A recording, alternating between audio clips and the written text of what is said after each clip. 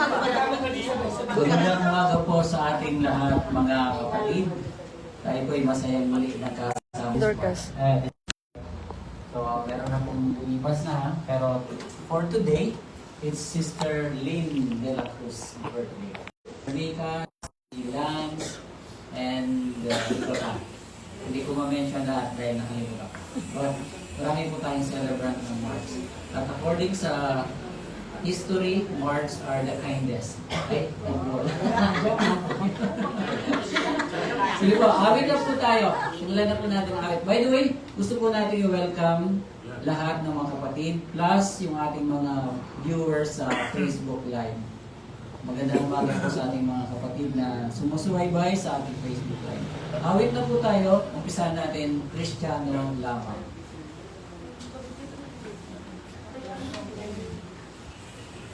Awit po tayo lahat tapos nga may saya.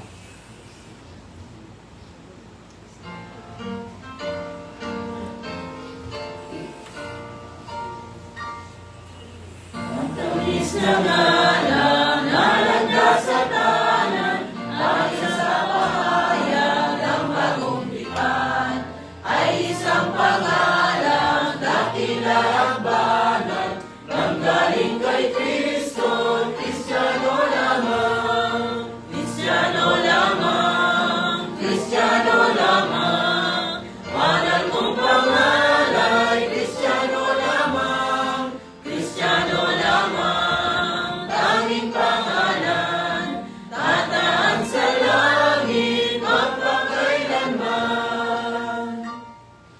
Mahal na pangalan, tayo pinagsama sa pagluwalhati sa Diyos Ama. Sa ibang pangalan, walang kaligtasan, di ba nang kay Jesus, Kristiyano lamang, Kristiyano lamang, Kristiyano lamang, mahal kong pangalan, Kristiyano lamang, Kristiyano lamang, tanging pangalan, tataan sa langit magpakailanman.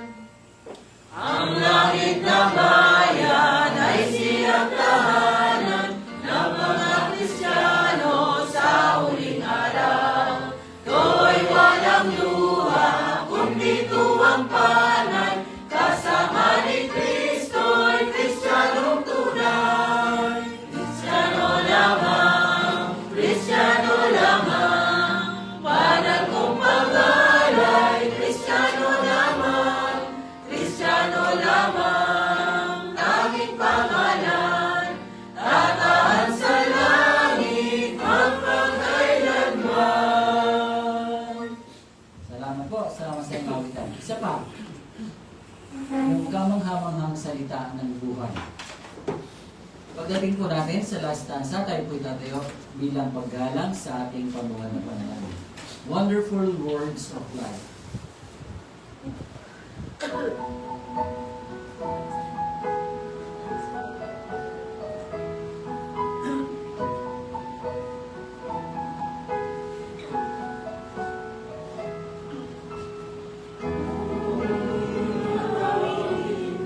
Salita ng Diyos, na ako'y masilip, wala na ating buhay at pag-ibig, para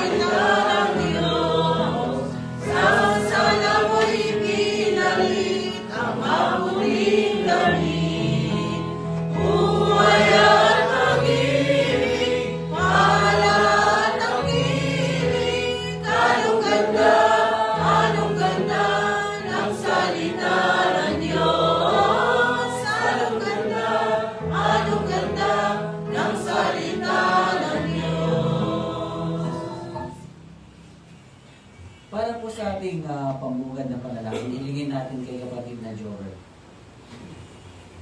Let us pray. Lord God, ako po rin lang ito po nakalaan. Salamatan din mo. Ngayon po magkaroon ni Lord God. Salamat po din ang privilege at pagkakataon po din mo. Napagkano po ka kami Lord God para po ang pagkakataon yan ng lugar ni Lord God. Makapakiramdam po ka ng kanyang pagkalaman. Makapakiramdam po po yan kaya kayo Lord God. Lord, nga nang yung gamitan dito na italakat po rin. Bulot namin po dito Lord God nawa. Kayo po magpakarang pa rin sa patakadali mo ang pag-yes ng Diyos.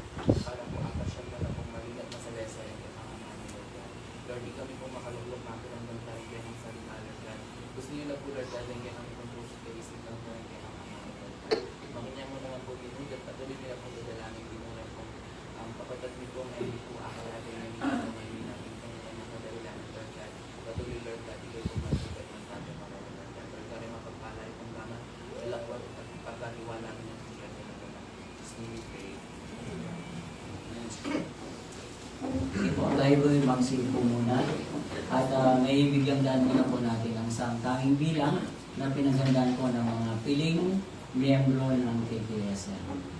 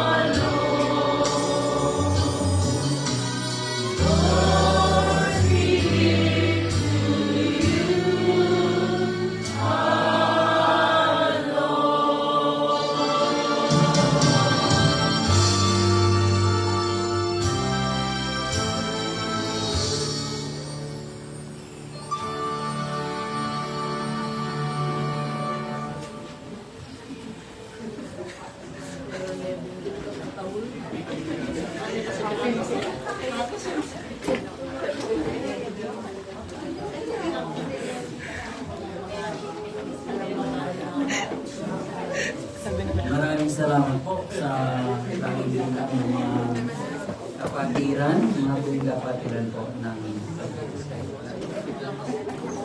sige po, kayo na inaanyayahan po kayo po.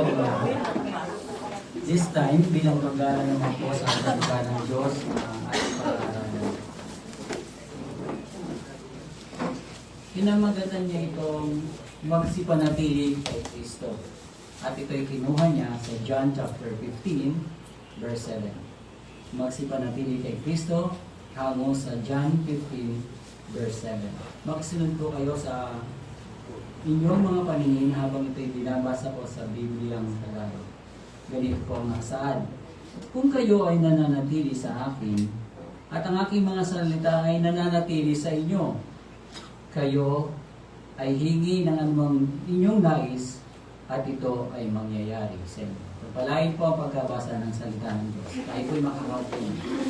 At upang ipaliwanag po sa atin ang kabuang mensahe mula sa Bibliang sa talatang ito, pakinggan po natin ating kapatid na si Brother Lorando Infante.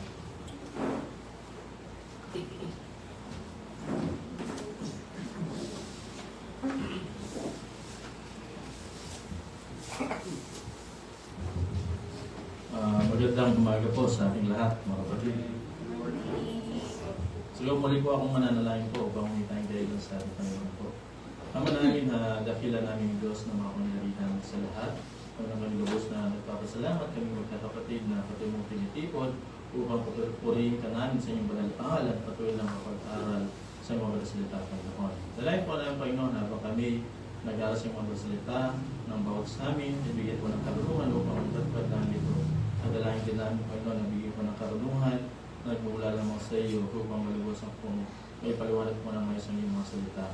Dalayan po namin gawin na ito na maging pagpapala sa bawat sa amin at maging hamon sa amin at maging gawin namin bilang isang Kristiyano ang inyong mga salita.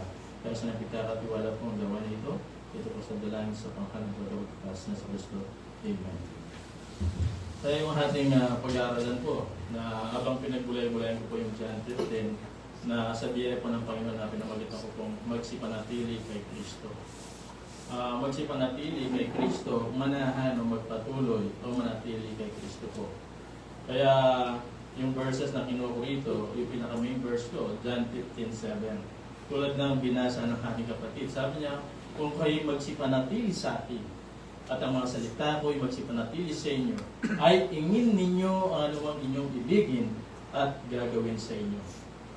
Kaya ang isang tao po, bago makapanatili kay Kristo, dapat tanggapin niya muna yung pag-ibig ng Ama sa magitan po ng Ating Kristo, na tanggapin siya bilang Panginoon at sariling tagapagligtas po.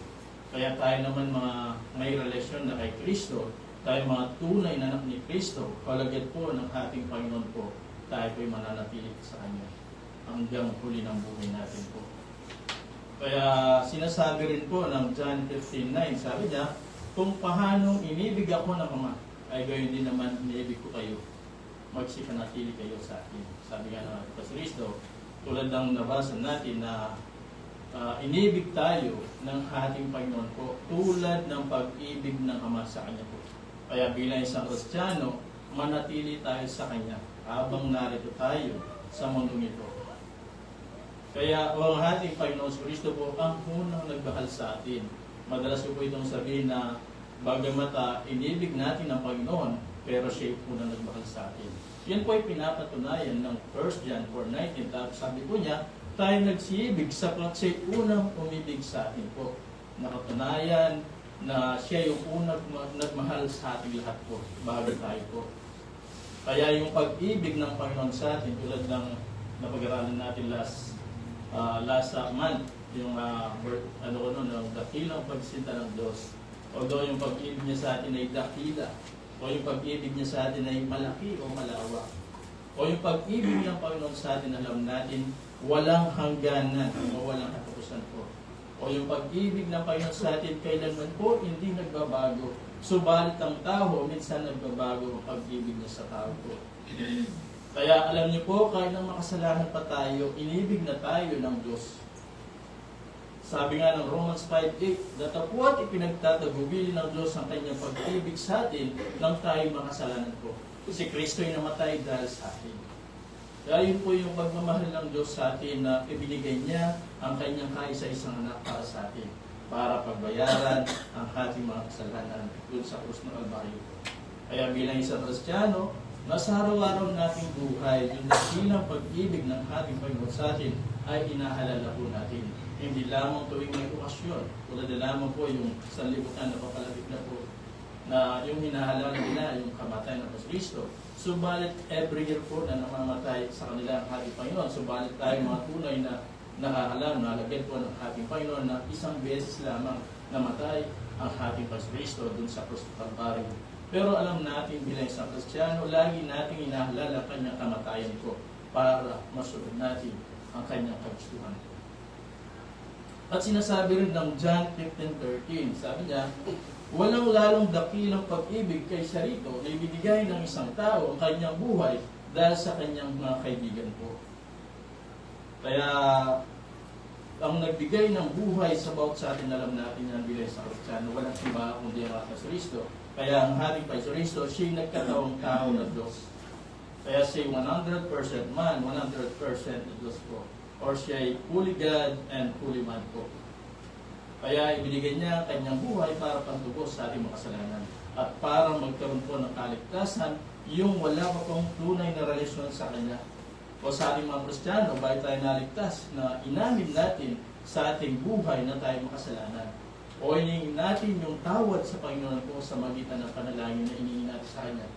At tinagap natin si Kristo pananampalataya. Dahil doon po sa biyaya ng Panginoon, may kakayan na tayo manatili kay Kristo. Lalo-lalo na po yung wala pa pong tunay na relasyon sa Kanya. O manatili tayo sa Kanyang banal na Espiritu na makapangyarihan po. Kaya bilang isang Kristiyano po na manatili tayo sa Kanya dahil siya yung unang nagmahal sa bawat sa atin po.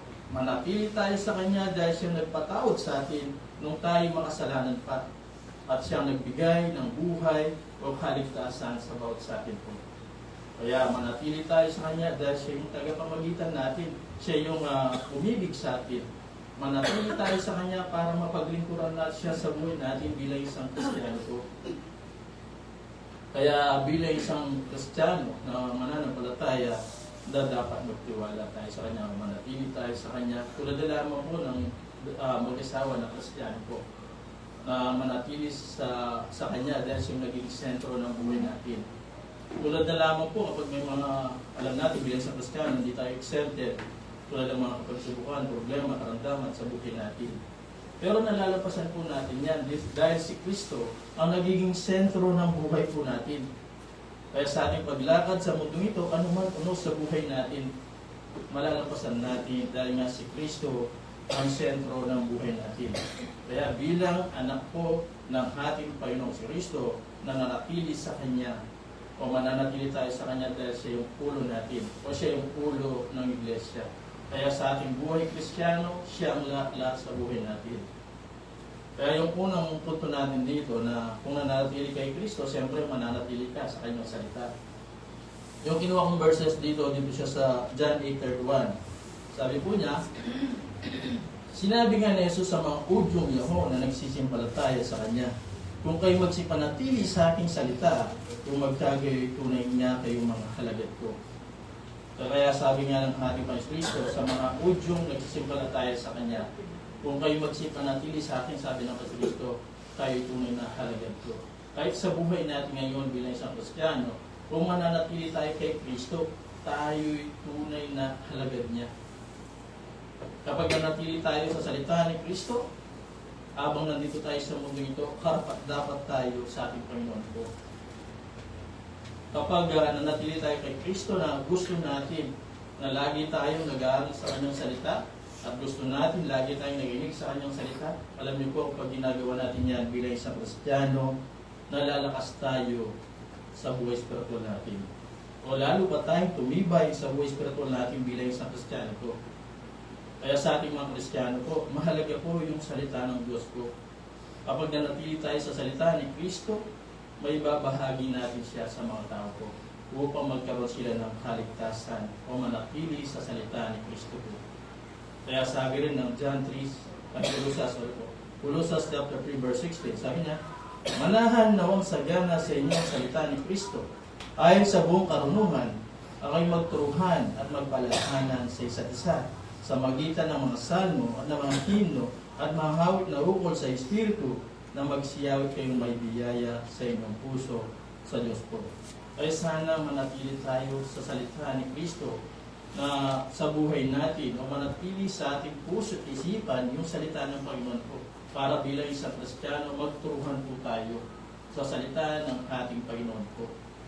At magsiyawit tayo ng mga salmo at mga himno sa harapan po ng ating Panginoon o ukol sa Espiritu po. Sana gawin natin yan ng buong puso para sa Panginoon po. Sana yung paggawa natin sa Kanya na galing sa puso natin o galing sa pagmamahal natin sa Kanya. Na sana hindi lamang obligasyon yung pagtuturo natin, hindi lamang obligasyon yung pag-awit natin sa harap na ito. Na sana galing sa puso natin yan. Alam niyo po, alam ng Panginoon yung nasa puso at isipan natin bilang isang Kristiyano. Kaya sana patuloy tayong manatili sa salita ni Kristo upang magtagumpay tayo sa ating paglakad sa mundong madilim na ito. Tulad na lamang po, no? Alam natin yung mga unang mananampalataya o yung mga apostol ng ating Panginoon po, nagtagumpay po sila. Bakit po kaya? Dahil nanatili sila sa salita ni Kristo po. Although alam natin bilang isang Kristiyano, kung mabasa natin sa Biblia na mga apostol po, bagamat marami silang kapagsubukan na pagdahanan, maraming pag-usig na napagdahanan po nila, pero nagtagumpay po sila.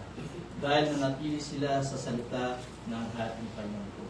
Kaya yung salita ng Panginoon po, na-share po nila sa mga tao po. Kung babasahin natin po yung mga gawa chapter 2 na 3,000 po ang naligtas na kaluluwa. At ang ginamit po dyan ng ating Panginoon si Apostol Pedro po. At kung babasahin natin yung mga ibang book, makikita natin na may 5,000, may 5, o iba't iba man ang naligtas po. Ang malaga po ay merong naliligtas po. Kaya sa atin po, kapag nagbabahagi tayo ng salita ng Panginoon po, kung may naligtas na isa, ay napakalaga na po yan sa harapan po ng ating Panginoon po. At alam niyo po, yung mga apostol ay sa ating mga Kristiyano, dapat magpatuloy tayo sa pag-aaral po ng salita ng ating Panginoon po. At alam din natin, bilang isang Kristiyano, ang salita ng Panginoon ang siyang patnubay natin sa mundo natin, sa bawat araw ng buhay natin sa mundo ito. O siya yung ilaw natin sa mundo ito po. Kaya kung babasahin natin yung Matthew, na makikita natin siya yung ilaw natin. Na sana yung ilaw na nasa atin po ay patuloy na magningning o lumiwanag sa buhay Kristiyano natin. At sabi nga doon, siya ang asin natin. Bilang isang Kristiyano, sana huwag natin mayahan na mawalan ng lasa ang buhay Kristiyano po natin. Kaya sinasabi nga ng Psalms 119 verse 105, sabi niya, ang salita mo iliwan sa aking mga paa, liwanag sa aking landas. Nakatunayan po, yung salita ng Panginoon ang siyang patnubay natin, ang siyang ilaw natin sa mundo ito, o siyang patnubay natin sa araw-araw nating pamumuhay po. Kaya sana yung salita ni Kristo na laging nasa puso at isipan natin bilang isang Kristiyano, bilang lingkod niya. Kaya sabi nga ng Colossus chapter 3, ilagak ninyo ang iyong mga pag-iisip sa mga bagay na nasa itaas. Ano ba yung mga bagay na nasa itaas? Walang iba po, kundi yung salita ng ating Panginoon po. Kapag yung salita ng Panginoon nasa puso at isipan natin, yan po yung ating sandata sa kalaban natin. Sino ba yung kalaban natin?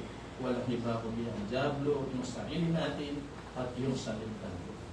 Kaya yun po yung sandata natin, yung salita ng ating Panginoon po. Kaya yung pangalawa po, no? Kapag tayo po yung nagsipanatili kay Kristo, siyempre po, namumunga po tayo. Ano ba kaya yung bunga natin bilang isang Kristiyano po?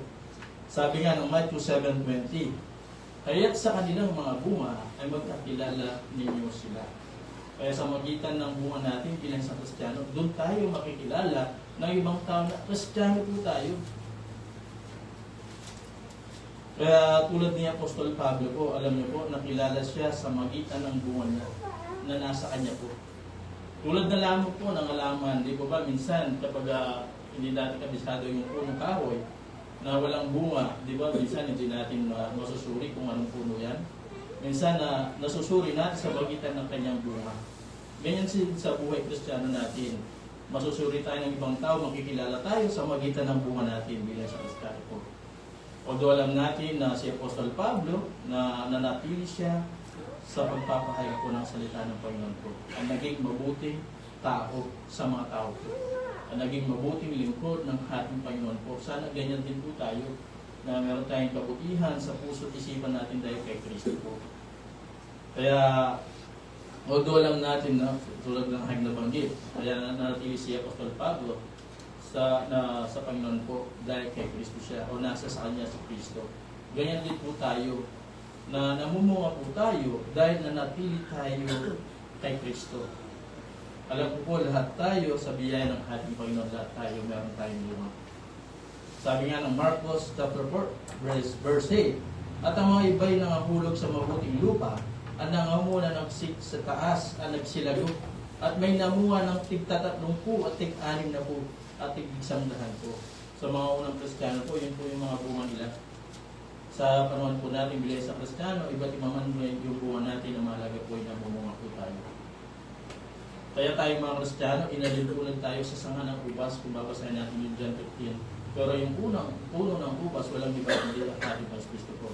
Kaya yung magsasaka, walang iba kundi ang ating Ama o ang ating Diyos po.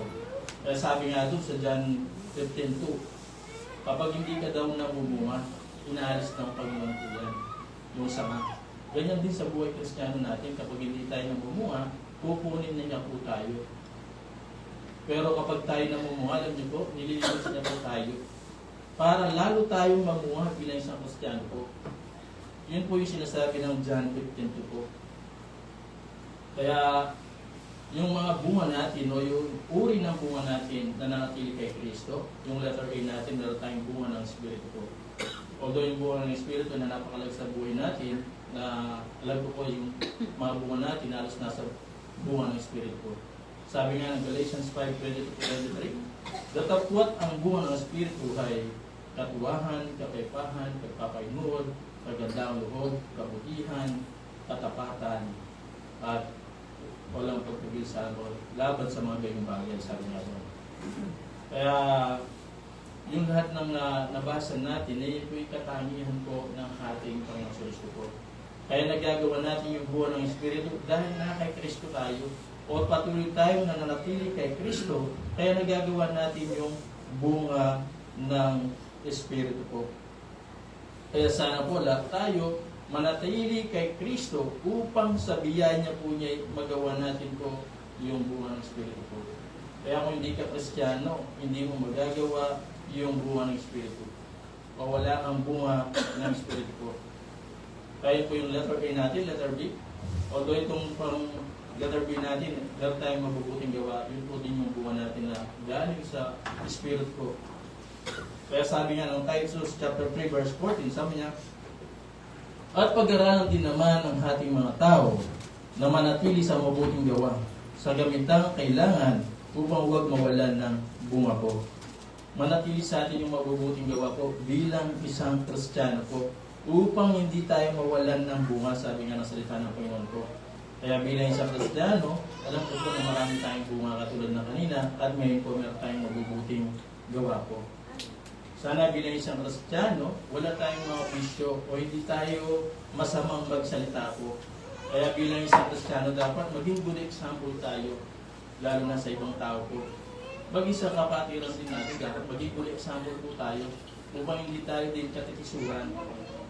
Although lang natin na kapatid, nagkakamali po yan, pero lagi natin yung ituhon yung ating pag-isip, yung ating pag-ingin sa ating Panginoong Kristo upang hindi tayo matisod bilang isang Kristiyano po.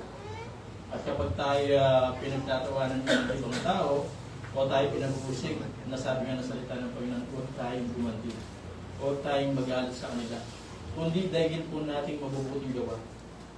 Sabi nga ng Romans 12:21, sabi nga doon na huwag kang padaig sa masama, kundi dahil mo lang mabuti ang masama. Kaya bilang isang Kristiyano sa ating paglakad sa mundo ito, kapag nagagawa natin yan, pagpapalain tayo ng Panginoon po. At siyempre, makakapagbili tayo ng kaluguran sa harapan ng ating Panginoon po. At sabi rin ng Colossus chapter 1 verse 10, upang kayo magsilakad ng nararapat sa Panginoon ko sa buong kalulugod niya, at magsipamunga sa bawat gawang mabuti, at magsilago sa kaalaman ng Diyos po. Kaya napaka-importante yung buwan natin na meron tayong mabubuting gawa. Na dapat po patuloy din natin pag-aralan patuloy yung salita ng ating Panginoon po upang patuloy tayong gumawa ng mabuti sa tulong ng Panginoon po. Hindi ko naman po sinasabi na kung wala kang relasyon kay Kristo, gumawa ka ng mabuti, maliligtas ka. Hindi po ganon. Kaya nakakagawa tayo ng mabuti dahil po yung bunga natin bilang isang Kristiyano po. Sabi nga ng salita ng Panginoon, kapag ikaw ay gumagawa ng mabuti, kung wala kang relasyon sa Kanya, ikaw ay parang basta marumi ka lamang. Pero tandaan po natin, kaya meron tayong mabubuting gawa dahil yun po yung bunga natin bilang isang Kristiyano po. Kaya yung letter B natin, letter C. Meron tayong bunga sa mga naligtas. Siyempre po kapag naligtas tayo, meron tayong bunga ng pagbabahagi po ng Ebanghelyo. Kaya tayong mga Kristiyano po, no, na mananampalataya tayo, naligtas tayo dahil ibinaginan tayo ng Ebanghelyo po ng ating Panginoon po. At tinanggap po natin. Sino ba yung nagbahaginan sa atin? Yung mga unang mananampalataya o yung mga anak po ng ating Panginoon po. Sabi nga ng Romans 10:17, kaya't ang pananampalataya ay bunga ng pagkikinig at makakapakinig lamang kung may mga aral tungkol kay Kristo. Kaya bilang isang Kristiyano po na hindi rin tayo dapat na mag-alala na sa susunod na henerasyon na alam natin sa tulong po ng Panginoon po, merong maliligtas at merong magbabahagi po ng kanyang Ebanghelyo po. Kaya bilang isang Kristiyano, mapalad tayo dahil meron tayo ng bunga ng pananampalataya o kaligtasan po. Dahil kay Kristo po yan, hindi dahil sa atin po yan, kay Kristo lamang po yan. Kaya tayo naman po, sabihin ng Panginoon po na gusto natin na ibahagi yung Ebanghelyo ng Panginoon sa mga tao po upang magkaroon sila ng bunga, yung bunga ng kaligtasan. At siyempre po, pag may bunga tayong kaligtasan, tulad ng haging nabanggit, magbabahagi tayo ng Ebanghelyo ng ating Panginoon po. Hindi man tayo nagagamit sa likod ng pulpito, pwede tayo gamitin ng Panginoon sa labas. Sa mga kaibigan natin, pwede natin ibahagi po yung Ebanghelyo. Sa katrabaho natin, sa kaklase natin, na maraming paraan po ang ating Panginoon sa atin po na pwede natin ibahagi po yung kanyang Ebanghelyo. At sabi nga ng 1 Corinthians 16:15, sabi niya, ipinaman ko sa inyo mga kapatid, nalalaman ninyo na ang sambayan ni Estefania sa isang pangunahing bunga ng Akaya at nagsilaga sa paglilingkod sa mga banal ko. Kaya yung dahil sa salita po ng ating Panginoon, alam niyo po, yung sambayan po ni Estefanias ay may pangunahing bunga o pananampalataya po ng Akaya. At nagsitalaga sila o inirang sila ng ating Panginoon sa mga para maglingkod sa Kanya. At may bahaginan po yung mga ibang tao ng Ebanghelyo po ng ating Panginoon po. At ang sambayan po ni Estefanias na patuloy po na nagpaghan para sa Ebanghelyo ng Panginoon. Ganyan din tayo, nagpapatuloy dapat tayo para sa gawain po ng Panginoon na magpagal po tayo. Kaya hindi man easy yung pagpapagal natin sa Panginoon po, pero siyempre sabi nga ng Panginoon po na hanggang wakas ng buhay natin, gawin natin yan. O gumawa tayo ng mabuti. Ano ba yung mabuti? Yung paglilingkod natin sa Kanya po. Upang magkaroon po ng bunga ang ibang tao po ng kaligtasan.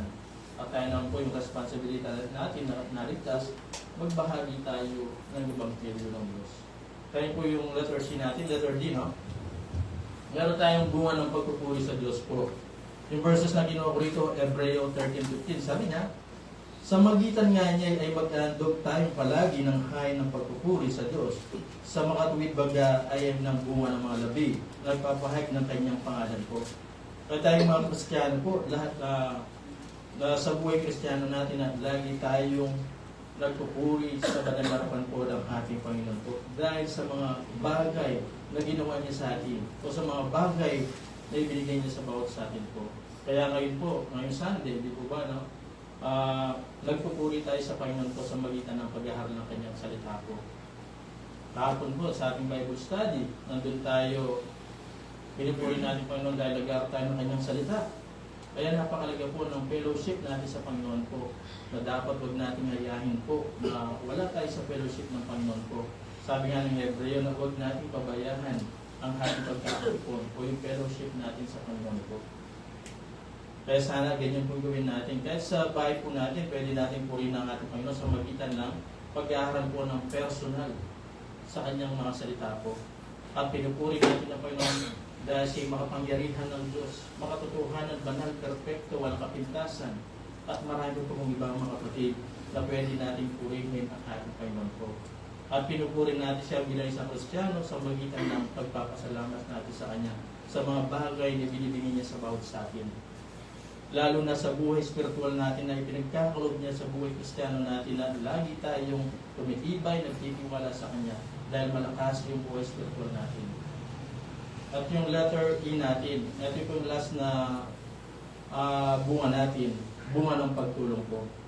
Kaya tayong mga Kristiyano po, tumutulong tayo sa kapatid natin at ibang tao po dahil na kay Kristo tayo o dahil na natili tayo kay Kristo. Lalo na po kapag nagkaroon ng karamdaman ng ating kapatid, lalo siyang kahirapan na pinagdadahanan, tinutulungan po natin siya. Sana huwag tayong magsawa na tumulong sa kapatid natin kapag kailangan niya ng tulong sa atin. Hindi lamang yung financial, maging yung katawan natin, pwede natin itulong sa kanya kung meron na dapat gawin tayo sa kanya. Ibig lalo po na dapat bilang isang Kristiyano na tulong-tulong tayo sa gawain po ng Panginoon po. Paano tayo makakatulong sa gawain ng Panginoon kung hindi tayo aktibo, kung hindi tayo masipag na mag-aral at dumalo sa gawain po ng Panginoon po. Kung hindi tayo naglilingkod sa Kanya, hindi natin pinaglilingkuran ng Panginoon po sa mga spiritual na gitna pinagulog sa atin. Paano tayo makakatulong sa gawain ng Panginoon? O paano tayo tulong-tulong sa gawain po ng ating Panginoon po? Dahil po bilang isang Kristiyano, dapat tulong-tulong tayo. Kaya kung babasahin natin po yung Romans 15, alam niyo po yung mga Kristiyano, tulong-tulong sila sa gawain ng Panginoon po. At sila'y gumawa ng hambagan, lahat sa mga dukha, sa mga banal sa Jerusalem po. Ganyan po mga magkakapatid, nagtulong-tulungan po, lalo-lalo na sa gawain po ng ating Panginoon po. Sana po ganyan po yung hamon sa buhay natin. Kaya kapag tayo pinag-aaral ng salita ng Panginoon, meron tayong mabasa na nakalimutan ko lamang po yung verses, na yung mga magkakapatid ay nagtulong-tulungan sa gawain po ng ating Panginoon po. Ganyan po yung tunay na Kristiyano. At tayong lahat po na Kristiyano, na hindi nawawala yung bunga natin, kundi lalo tayong mamumunga. Kaya ang isang puno, di ba, hindi naman namumunga na isang piraso lamang yan, hindi po, marami po yung bunga niya. Ganyan din sa buhay Kristiyano natin, yung bunga natin marami po. Ilan lamang po yung napag-aralan natin na bunga po. Kaya yung number 3 points natin, kapag tayo po'y patuloy na nagsipanatili kay Kristo, may kagalaan po tayo. Alam po lahat tayo, nararamdaman natin ang kagalaan na yan dahil nananatili tayo kay Kristo. Sabi nga ng John 15:11, ang mga bagay na ito ay sinalita ko sa inyo upang aking kagalakan ay mapasa inyo at upang ang inyong kagalakan ay malubos. Sabi niya. Kaya tayong mga Kristiyano po, puno ng kagalakan dahil nanatili tayo kay Kristo. O lubos ang ating kagalakan dahil na kay Kristo tayo, ang nanatili tayo kay Kristo. Tulad nila po yung pagsunod natin sa kanyang utos, sa kanyang kalooban, sa kanyang kagustuhan po. Di ba kapag nagagawa natin yan, nagagalak tayo. Pero kapag hindi natin nagagawa yan, nalulungkot tayo.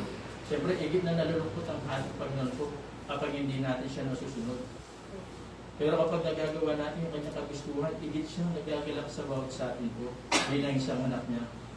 Kaya sana bilang isang Kristiyano na lagi tayong magsumunod o patuloy na mag-aral sa kanyang mga salita para puno tayo ng kagalakan na mula sa Panginoon po. At yung kagalakan na yan, ipinamubuhay natin bilang isang Kristiyano.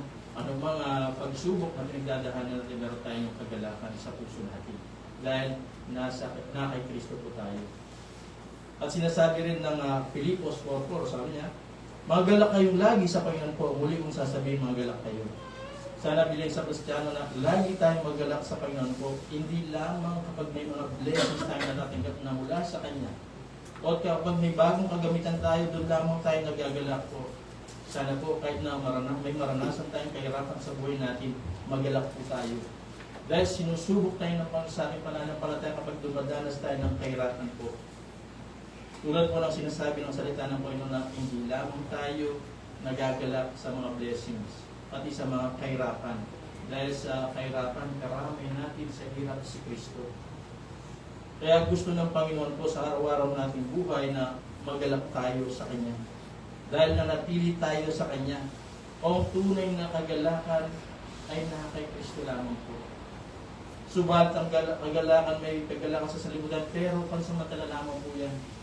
Hindi tulad ng kagalakan na mula sa Panginoon po ay walang ganan ang ibibigay sa inyo na kagalakan po. Kaya kung babasahin natin yung Pilipo, sabi niya, sa katapos-tapusan, o hanggang uli ng buhay natin, magalak tayo sa ating Panginoon po. Kaya po yung pangapat, yung last point po natin, magtatapos din po tayo sa John 15:7. Kapag tayo po ipatuloy na magsipanatili kay Kristo, sumasagot siya sa panalangin ayon sa kanyang kalooban po. Tulad ng ating nasa Monitor TV, no, yung tao na kaganyan, ang ibig sabihin na nanalangin siya sa harapan po ng ating Panginoon po. Kaya sabi nga ng verse natin dito, John 15:7, yung ginawa ko last instance po. Sabi niya, kung kayo magsipanatili sa akin at ang mga salita ko ay magsipanatili sa inyo, kahit ingin ninyo ang anong inyong ibigin at gagawin sa inyo. Di ba, umingi tayo, paano tayo umingi sa Panginoon po sa magitan po ng panalangin po. Kaya nanalangin tayo sa Panginoon po o nanatili tayong nanalangin sa Panginoon po para kausapin natin siya sa buhay Kristiyano natin. Tulad na lamang po, di ba, kapag meron tayong problema, meron tayong karamdaman, nananalangin tayo sa Panginoon po para magalingin niya po tayo. Kapag nanatili tayo sa Kanya, pagagalingin tayo ni Kristo po ayon sa Kanyang kalooban po. Pero may mga Kristiyano din po na hindi pinapagaling po ng Panginoon po. Kahit na masakit na tanggapin, pero ito yung katotohanan. Tulad po ng mga unang mananampalataya, mga ibang kapatid natin na nauna na sa atin po. Kapag tayo po lahat ay gagaling, siyempre walang makakapunta ng langit. Di po ba, no? Ang point ko po dito, kung lahat tayo gumagaling, wala nang pupunta ng langit. Ay yung mga pupunta na langit, yun po yung mga matay na Kristiyano. Kaya, sad to say man, pero yun po yung kung anong kalooban ng Panginoon sa bawat sa atin. Kung meron tayong karamdaman, kung hindi niya pagagaling, siyempre nasa Kanya po yan. Kaya hindi tayo gumagaling minsan, gusto ng Panginoon na makasama na natin siya doon sa langit. Pero kung ikaw ay pinagaling ng Panginoon po, meron pa siyang gustong ipagawa sa iyo, na sana sundin natin ang Kanyang mga utos sa bawat sa ating bilang sa Kristiyano po. Alam natin doon sa kalangitan, na alam natin doon ay puno ng kagalakan. Wala na yung karamdaman, wala na yung kalungkutan, wala na yung pagtangis po doon sa kalangitan po yan o doon sa kabilang buhay po natin. Pero dito, hindi natin na may iwasan na minsan nangyari yan sa buhay natin. Kaya, bagi sa mga material na bagay, di ba, iningin natin sa Panginoon po. Tulad na lang po kapag gusto natin na magkaroon ng sasakyan. Di ba, no? Halimbawa, hindi pinagkaloob po ng Panginoon sa atin yan. Yan po hindi niya kalooban.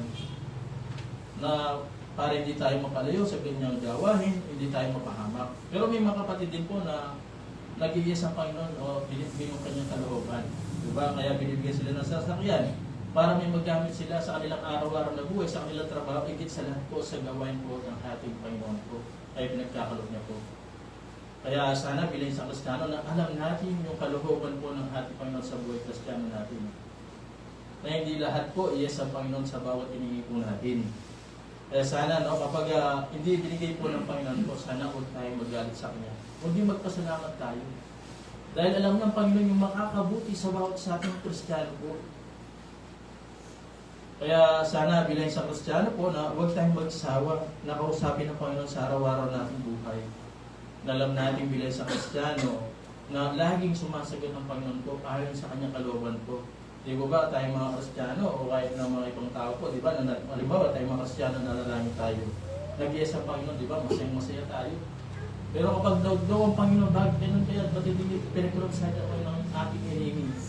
Di ba, sana huwag tayong magalit sa Kanya dahil alam ng Panginoon makakabuti sa atin. Minsan na, nagmamadali tayo sa panalangin natin sa Kanya. Ba't kaya hindi pa binibigyan ng Panginoon hanggang ngayon yung dinadalangin ko? Sana bilang isang Kristiyano rin po, matuto tayong maghintay sa panalangin natin sa Panginoon. Dapat meron tayong katsagahan na naghihintay sa Panginoon po. Parang sa pagdating ng ating Panginoon po, di ba? Meron tayong katsagahan na naghihintay sa Kanya kung kailan siya darating. Bagamat walang nakakaroon kung kailan siya darating, ang importante bilang isang Kristiyano na handa na tayo sa Kanyang pagdating. Kaya bilang isang Kristiyano, meron tayong pag-asa sa paghintay natin sa Kanya. Ganyan din sa panalangin po natin. Dapat may katsagan tayo na naghihintay kung anong kalooban ng Panginoon sa bawat sa atin. Kaya sa ating mga Kristiyano, napakahalaga po ng panalangin natin sa Panginoon po. Di ba ba, bago tayo kumain, nanalangin tayo sa Panginoon para pasalamatan yung blessing na ipinagkaloob niya sa atin para maging kalakasan po natin. Bagay sa bago tayo matulog, di ba, nanalangin tayo sa Panginoon po. Sa patnubay niya sa buong mag-apon sa atin, sa kalakasan na binibigyan niya sa atin. At pagkagising natin, nagpapasalamat din tayo sa Panginoon po. Kahit na may pling pasasalamat lang sa Panginoon po, ang mahalaga po niya nanalangin tayo sa Kanya. Di ba, nanalangin tayo, nagpapasalamat tayo sa Kanya sa patuloy na buhay na pinagkakaloob niya sa atin po. Kaya bilang sa Kristiyano po, na sana huwag tayo magsawa, na lumapit, manalangin sa Panginoon po habang nandito tayo sa mundo ito. Kaya po yung punto natin o last point po natin.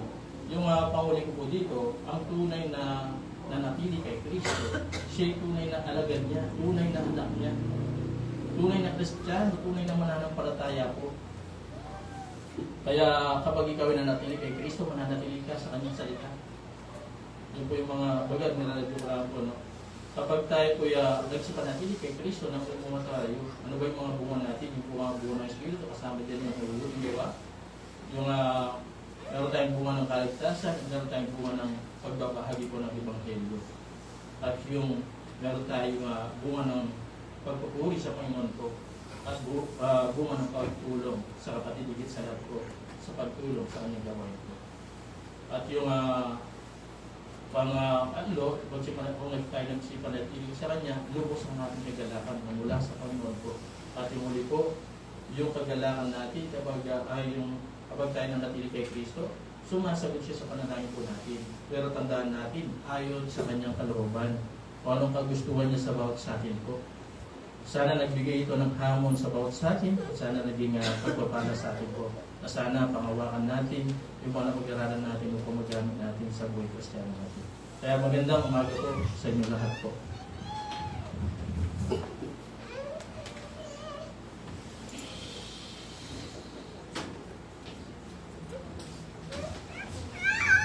Patuloy po tayong nagpapasalamat sa Panginoon sa mga pagkakataong ganito na naibabahagi po ang kanyang mga salita sa kalagitnaan ng kapulungan.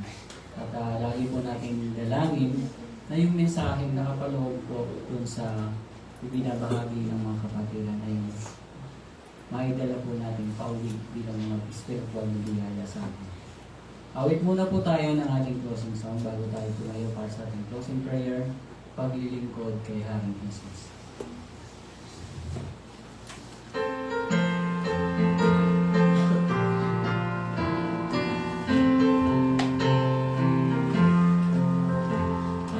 Maligaya kay Haring Jesus, maligayang maglilingkod, mapayapa at galak akong lubos, maligaya kay Jesus, paglilingkod kay Jesus, bawat kaya ibuhos, ako'y payap at may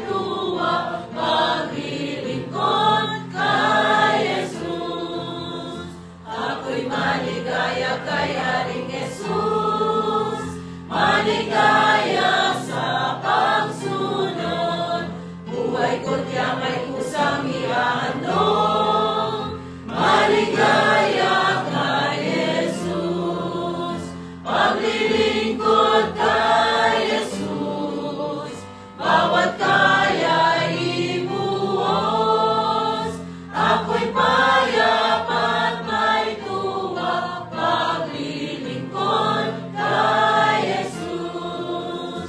Ako'y maligaya kay Haring Jesus, maligayang paglilingkod, ako'y ligtas sa kanyang pagkatubos, maligaya kay Jesus, paglilingkod kay Jesus, bawat kaya ibuhos, ako'y payap at may tuwa, paglilingkod kay Jesus.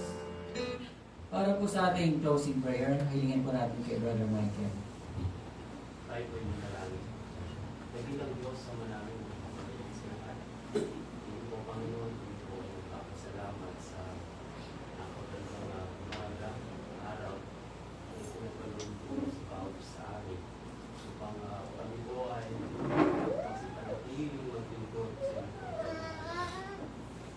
nagpapasalamat po sa binigay sa akin. Na ibinigay niyo po sa amin na salamat po sa paalala sa amin. Kung paano po kami nanatili sa paglilingkod sa inyo. Na kahit na naman po ang mga dumaan, pagsubok sa aming buhay. Ano ang sakit namin po natatamo sa aming pagkatawan. Ay luwal ko hindi magiging isang kadlang kami po kami manatili sa inyo. Kaya bigyan niyo po kami ng katatagan sa aming buhay. Mananampalataya upang kami po ay patuloy na manatili sa aming pong paglilingkod sa inyo. Salamat po Panginoon sa inyong anak na ginamit. Kaya patuloy niyo siyang bigyan po ng kalakasan sa kanyang espiritu ng buhay. Sikat na pangangatawan, patuloy siyang maglingkod, mag-aral, ng iyong salita. At ganoon din po sa mga kapatid namin, patuloy, na naglilingkod sa inyo, nagbibigay ng panahon, nanatilig sa inyo, ay kayo po Panginoon sa magpala sa bawat sa aming Panginoon. Sa katahimikan, kami po nagpapasalamat sa oras na po pinapakinggan ang iyong mga salita. At ganoon din po sa mga kapatid namin, na hindi po namin nakasama, kaya ang sunod na gawain, kaya kami sila makapiling, o kami po sa isang paglingkod sa iyong pangharapan. Ganoon din po sa aming po susunod na gawain, Panginoon, ay kayo po patuloy mauna at kayo po patuloy pinupuli at pinasalamatan. Ito po Panginoon ang aming dalangin sa pangalan po ng aming Panginoon Jesus. Dito po ang nagtatapos ang ating preaching service. Maraming salamat po sa ating lahat. At maging sa ating mga kapatid na nakasubaybay po sa FB Live. Magandang umaga po.